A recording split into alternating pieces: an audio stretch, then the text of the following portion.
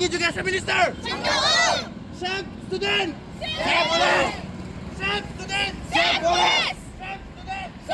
Akwai Manipur da NEP 2020 gi saru ama oina 4-year degree course asi sanare tawbudabu 4th year degree with research honors with research haribasi tamham government na hoji phawba Manipur gi college singi tamham thokpidri basima athuba matamda masi thokpiyu chhatra singi academic career mahan bigano state na NEP 2020 asi mapung phana Manipur da chalaibiyu phanghanbiyu kaigumba phanghanba ngamoidabu oitaragadi masiga mari leinaba education minister director commissioner singba mari leinaba khodakta form thadokpiyu Sindopiyo. Iho hodra makai irang thojriba makai thabak tawdabagi wakola du thadopiyo akoi tumamdai da palobagi thabasi toje satra singi punsibu kanbiyu satra singbu semgatpiyu masiga loina na satra singbu phajana takpi tambiba ngamoidaba ojasing isana khangna ojagi simhamdagi lapthopiyu haijariba singasi athuba matamda thabak to onthokpinaba haijari kaiguma thabak to onthokpirokaba taragadi satra singna sidagi hena asangba khongjang kaya ama sangjalakani satra amagi tabom thopa thawdang adu lawraga atopa state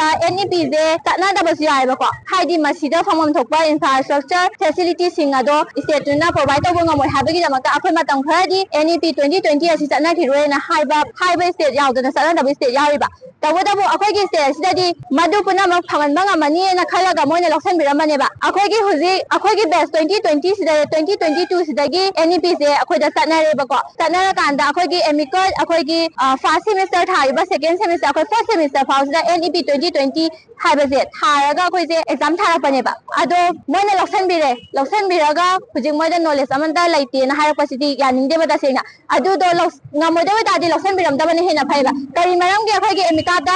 NEP 2020 हाइबसे थाबिरिनो बा खोइना हुजि थोपिरो college सिंग करम college दा सिगी 4th year degree course असि हांबे आदोइनो हाइबदु government अथुबु मतमदा थोपिरो हाइजाइसे